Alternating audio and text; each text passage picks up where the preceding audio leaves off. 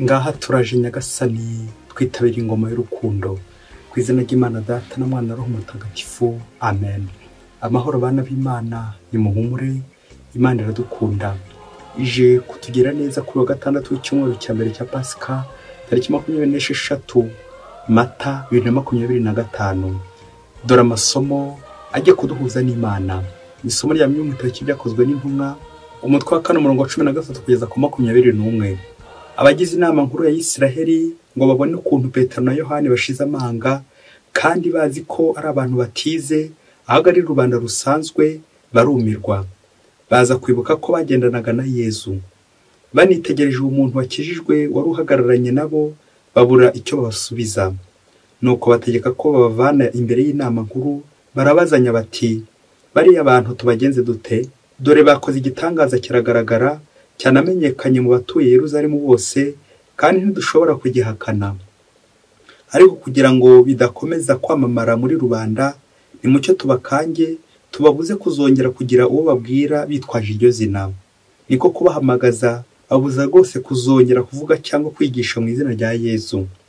Ariko Petero na Yohani barabasubiza bati, icyaba kiboneye mu maso y'Imana ni ikihe? Ari ukubumvira cyangwa se kumvira Imana? Ngaho namwe nimwihitiremo.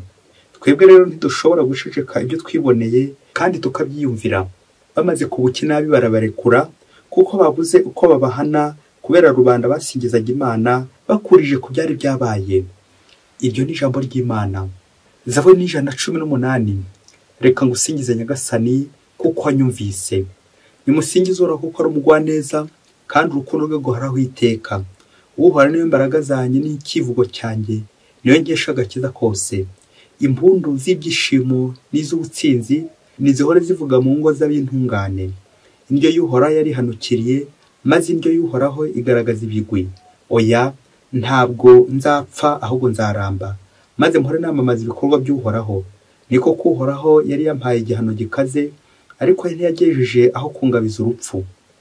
None nimunkingurire imiryango nyabutungane, maze ninjire nshimire Uhoraho. Dore irembo rigana Uhoraho aho rirereye, ab'intungane nibo baryinjiramo. Reka ngusingize Nyagasani kuko wanyumvise, maze ukambera umukiza. Reka ngusingize Nyagasani kuko wanyumvise. Nyagasani Yesu ntabane namwe. Amagambo mu Ivanjili ntagatifu yanditswe na Mariko, umutwe wa 16 umurongo wa 9 kugeza ku 15. Muri icyo gihe Yesu amaze kuzuka mu gitondo cy'uwa mbere w'isabato, abanza kubonekera Mariya Madalena, we yari yarukanyemo roho mbindwi. Nuko Mariya ajya kubimenyesha abari barabanye nawe, bari bakiri mu mubabaro n'amarira. Bumvise ko Yesu ari muzima kandi ko yamubonye, ntibamwemera. Hanyuma yizongera kubonekera babiri muri bo bari mu nzira bajya mu cyaro, bamubona se ukundi. Naho bo bajya kubimenyesha abandi, ariko ntibabemera. Hanyuma abonekera ba 11 bari ku meza, maze abatunganyiza ukutemera kwabo n'umutima wabo unangiye, kuko bari banze kwemera abari bamubonye amaze kuzuka. Nibwo ababwiye ati, nimujye mu isi hose mwamamaze inkuru nziza mu biremwa byose. Iyo ni Ivanjili ntagatifu. Bayoboke b'Imana, nimugire amahoro. Nimujye mu isi hose mwamamaze inkuru nziza. Aha tugeze ni kuri buri munsi. Buri munsi uhure na Nyagasani. Buri munsi muhuze na Nyagasani. Buri munsi ukora icyo Imana ishaka. Muri Kiliziya Gatolika, iyo bagiye kureba umuntu mukuru, uhereye ku mwana, bahera ku myaka 7. Iyo myaka niyo ifatizo bita âge de raison. Imyaka y'umuntu ushobora gushyira mu gaciro. Wa mwana ushobora guhereza Ukarisiya akumva ko ari Yesu. Uwo ushobora kurubanura akamenya gutandukanya icyatsi n'ururo, ubamwita nyine ko afite ubwenge, azi gushyira mu gaciro. Rero turaza kubona ko Nyagasani icyo ashaka ntabwo ari igihagararo ufite, ntabwo ari amafaranga ufite, ntabwo ari ibyo Nyagasani akeneye, ahubwo akeneye yuko ushyira mu gaciro, ukamenya ubwenge. Ubwo bwenge rero nibwo tugiye kurebera hamwe muri ano masomo matagatifu uburyo butambukamo. Ese iyo ufite ubwenge ukwerekeza ku Mana kumenya Imana, cyangwa hari nubwo waba ufite ubwenge ahubwo ukarushaho guhunga Imana? Kandi byaba ngaho amasomo rero afite intego igira iti, ikiboneye mu maso y'Imana, ikiboneye mu maso y'Imana. Bityo uze gusohoka ngaha ureba wisuzuma niba ibyo ukora biboneye mu maso y'Imana. Kuko kenshi hari igihe dukora ibintu tukiyereka abantu bakadushima bakadukomera amashyi, ariko imbere turi gushimuta Imana, turi gukora nabi. Ese ibyo ukoze n'abantu bagushima cyangwa n'Imana igushima? Hari igihe kenshi usanga turi gushimishwa n'abantu cyangwa abantu bakadushimisha, ariko se Imana nayo niko yabibonye? Imana irabyishimiye ibyo urimo? Bityo dukore ikiboneye Imana. Twumvise mu isomo rya mbere Petero na Yohana bamaze gukora igitangaza, wari ufite uburwayi, wari ufite ubumuga, nuko bakamusubiza ubuzima akagenda.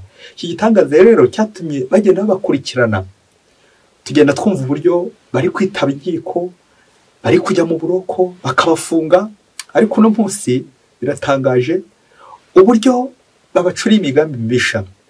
Bari kwibaza bataba abantu ko nta shuri tuzi bizemo, abantu nta bundi buhanga tuzi bafite, kuki bavuga bashize amanga ngo nuko aka kantu bye ugacaho karongo ngo nuko baza kwibuka ko bagendanaga na Yezu. Amen, amen, amen. Ako kantu umubyeyi kugendana na Yezu bituma ugira ubundi bubasha, abantu bagakora ubundi bubasha. Kugendana na Yezu bituma hari ibyo ukora utagashoboye, ariko kubera ko Yezu Kristo ari gushoboza byose bikagenda neza. Inshobozwa byose na Kristo untera imbaraga. Ese wowe ibyo urimo, ibyo ukora ni Kristo uri kugutera imbaraga? Nuko rero mu kugenda babahigahiga, Petero na Yohani barushijeho kugenda bagira imbaraga ziturutse kuri Yezu Kristo wazutse. Ubwo baberuriye bakabwira bati ikiboneye mu maso y'Imana ni ikihe? Ari ukumvira abantu, ari ukumvira Imana? Ngaho namwe nimwihitiremo kumvira Imana. Akenshi mu buzima bwacu iyo dufite ibintu bituza ubuntu bw'Imana, dushaka gusabira ibintu byinshi, ariko tukaza kwibagirwa ko hagati yaho ngaho Imana turi hafi ari twagombye kwakira. Ngubwo ubuhakanyi bugenda buza buhoro buhoro bitewe n'ibintu turi kubona nuko turi kugenda tukataza mu bukire. Ivanjiri y'uno munsi iraduha incamake y'amabonekerwa, uko amabonekerwa yagenze. Amabonekerwa kubiyemo ibintu bibiri, uruhande rumwe hari abemeye, urundi ruhande hari abataremeye. Turumva bwa mbere Yezu yabonekeye Mariya Madarena, arongera abonekera abigishwa b'Emawusi, arongera abonekera intumwa, ariko tugiye kumva uburyo bamwe batagiye babyemera. Nuko Yezu yongera kubabonekera abatonganyiriza ugutemera kwabo. Ibi twerekeza natwe uburyo Yezu aza kudusura ntitumumenye. Twongere twibutse ibimenyetso bibiri bigaragaza ko Yezu Kristo yazutse, ibimenyetso bibiri bifatika. Nuko basanze imva irimo ubusa, amabonekerwa ye uko agenda abonekera abantu. Ibyo byose ibimenyetso Yesu agenda atanga ntabwo ariko abantu barushaho kugenda bamwemera, ahubwo bamwe baremera abandi bagahakana. Ese uri muri abo bemeye cyangwa uri muri abo bahakanye? Twongere tuzirikane abantu babiri b'ingenzi baza ku ruhande rw'abemezi, Mariya Madarena ndetse n'abayigishwa b'Emawusi. Icyo bahuriyeho nuko Mariya Madarena nyine ari umugore mu Bayisiraheli, nyine yari umuntu usuzuguritse, ubundi batakagombye kwemera ibyo yavuze. Hanyuma abigishwa b'Emawusi batubwira ko Emawusi ari ahantu hasuzuguritse, peuple méprisé. Ibi rero ntago biza gutuma abahanga babemera. Kubera iki? Abanyabwenge, abahanga, abo bose biragoye ko bemera babandi baciye bugufi. Imana rero igatwibutsa ko ikorera mu baciye bugufi.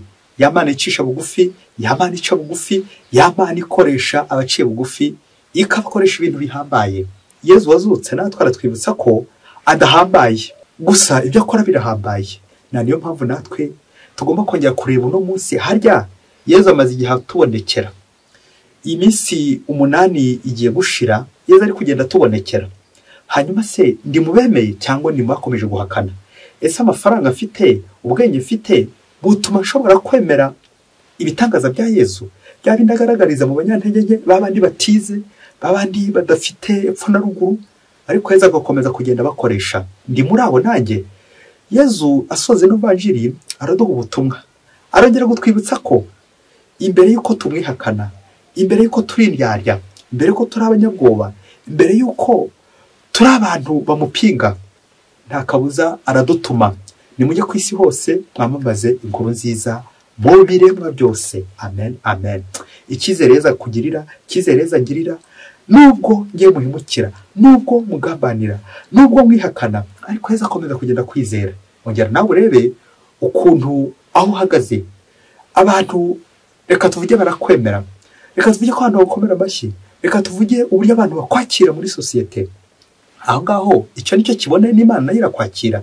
Ariko nubwo waba wishushanya imbere y'Imana, uze gukura ifoto haza gusanga Imana yo ikomeza gukwizera, ikaguha n'ubutumwa, igakomeza kukugera neza. Kandi nubwo waba uyiryarya, nituramuka tubaye bahemu, Imana izakomeza kuba indahemuka kuko idashobora kwivuguruza. Umunsi umwe hirya kure cyane muri Afurika, ngo mu rugo rumwe rw'umugabo n'umugore, ngo basengaga, bari abantu b'imbere mu kiliziya, indani mu idini, ariko bari bafite ikibazo cy'uko umugabo wo mu rugo amaze imyaka 5 arangije kwiga kaminuza, ariko yarabuze akazi, ari umushomeri. Bajya mu madeni, barafuragurika, inzara irabica neza, babura aho bahungira. Mu gihe kiza kugera bya bindi by'uko Imana ihora itwumva ko tuyitakiye, ko tuyiganyiye, Imana iza kumva rwa rugo uburyo basengaga. Imana iza kubagirira impuhwe, wa mugabo aza kubona akazi gashyushye, akazi ko gukora mu ruganda, aho agomba guhembwa amafaranga menshi, amadolari byibuze 3 ku kwezi. Urumva yari mu madeni akomeye cyane, ari mu bibazo byinshi cyane n'ibindi byinshi cyane. Wa mugabo muri rwa rugo koko arishima cyane, ababonye igisubizo ko gikomeye cyane Imana ibahaye muri rwa rugo. Aragenda arakora. Iyi cyaje kugera agarutse nyuma y'umwaka asubiye mu rugo, dore ko yakoraga adataha. Nuko agarutse mu rugo neza, umugore n'abana baratungurwa uko bari babonye se, uko uyu mugore yarabonye umugabo we. Umugabo ngo yaje neza, afite amafaranga menshi cyane, ibisubizo ari byose, ariko aza yarahindanye, aza ibiyobyabwenge byaramwibasiye, aza sigangwa itabi, ibiyobyabwenge. Ahindukira ari wa wundi ushobora gufata indaya, umugore amureba n'abana bamureba, ku buryo ntacyo yongera kwikanga. Aza ari wa wundi utongera gusubira mu kiliziya, utongera gusenga, bajya no gusenga agatangira akabarwanya. Wa mugore n'ababana bagira agahinda gakomeye cyane, bibaza uburyo papa wabo yagiye agahindana bigeze aha ngaha. Naho ubundi yaragiye ahura n'ikigare, bagenze bakoraga muri urwo ruganda, baramurarura, agoma mu kigare cyabo cyabamo ibizoga, cy'abasambanyi, neza byose, ingeso mbi zose arazikotora aho ngaho muri rwa ruganda. Ntiyongeye gusenga, ntiyongeye no kuganiriza abo mu rugo. Yaje kurangira acyuye ibifaranga byinshi, ariko atashye yarahindanye, ingeso mbi zose zaramwikoraniyeho. Nuko wa mugore n'ababana, aho kugira ngo bashimire Imana, bagiye mu kiriyo, baratangira barira. Bishoboke ko amasengesho yabo noneho ari kubwira Imana ati Nyagasani, koko igisigaye mukure ku kazi, ngo ture ko yaba umuntu. Na n'ubu umugore n'abana bari mu gahinda, bari mu bibazo byinshi, bibaza uburyo se agarutse, ukuntu se yahindanye. Bayoboke b'Imana nimugira amahoro. Nguko uko ubuzima bwacu buteye, iyo turi kurushaho kugenda dukataza mu bukire, niko turi kugenda turushaho kubura Imana. Umuhanga niwe uvuze ati abantu b'ino si bateye ukwabo, uko abenshi bari kugura amamodoka ahenze yayandi atabona, niko bari kurushaho kugenda bakerererwa. Twavuga gukererwa mu by'Imana, ntihongeye kwikoza iby'Imana. Uko abenshi barushaho kugenda bakira ibifaranga byinshi barundanya, niko abenshi bari kubura Imana, bari gutakaza Imana. Uko abenshi barushaho kugenda babona ibifaranga byinshi, niko bari kuvuga urufaransa, kwirata, kwiyemera, kwishora ahantu hadakwiye, kubura Imana. Burya umuntu wiyemera wese ntago ashobora kubona Imana. Ongera utekereze nawe dogero ugezeho yo kwanga Imana, ariko avuge ryo yo kwihakana izuka, yo kwihakana Yesu Kristo, yo kwihakana ubuzima. Uzasanga abantu benshi hano ku isi uko barushaho kugenda bakira, babona ibintu byinshi, niko bari gutakaza ubuntu bw'Imana. Ese waba uri muri abo? Uzasanga abantu benshi mu bwenge bari kurushaho kuba abahanga, intyoza, abadogiteri, ariko uzasanga muri abadogiteri abo bize bakomeye cyane, nanibo bagenda bapinga Imana, bahakana iby'Imana. Kugira nawe wirebe utisondetse, urebe ubuhanga ufite, urebe uko wiga, urebe ubumenyi ufite. Ese ubwo bumenyi urushaho gutuma umenya Imana? Ngibi ibyo Mutagatifu Thomas wa Aquino adushishikariza gukora, guhuza ukwemera ndetse n'ubwenge. Bityo ubwenge bwacu bukamurikirwa n'ukwemera, nibwo tugera ku Mana, nibwo tumenya Imana nyakuri. Bahanga, badogiteri, bakire, twongere twisuzume niba uko tugenda dukataza mu bwenge, mu buhanga, mu bisubizo, niba ari bwo tubura Imana. Dushobora gusenga ngo Imana ikaduha igisubizo, koko cya gisubizo kikaza kuza ahubwo kiba ikibazo ku bundi buryo, bitewe n'ibigare twagiyemo, bitewe n'abo tugendana. Isomo rya mbere niba twarikurikiye ngo bari kugenda bashoboza intumwa, uko bazifungaga bagenda bazikubita bazibaza ibibazo byinshi, bakomeje batangara ariko abantu ko bavuga bashize amanga no kubera iki, kandi tuzi ko batize, ngo baza kwibuka ko bagendanaga na Yezu. Amen, amen, amen. Yavuga ugira iti ihene mbi ntwizirikaho iyawe, mbwira uwo mugendana ndakubwira uwo uri we. Ushobora kubona ibifaranga bitewe na mauvaise compagnie, abo bose mujyana, bose mukorana urugendo, abo bose bagushuka, icyo kigaro urimo neza neza bikazanya kiguhindanyije, bikazarangira uri umuntu mwiza ariko ubuzimana mu buzima bwawe. Igisubizo ubonye aho kugira ngo ukomeze kubyaza umusaruro unashimira n'Imana kiguhaye, ahubwo ugiye kwita rube barihenura witandukanye n'Imana. Kubera iki?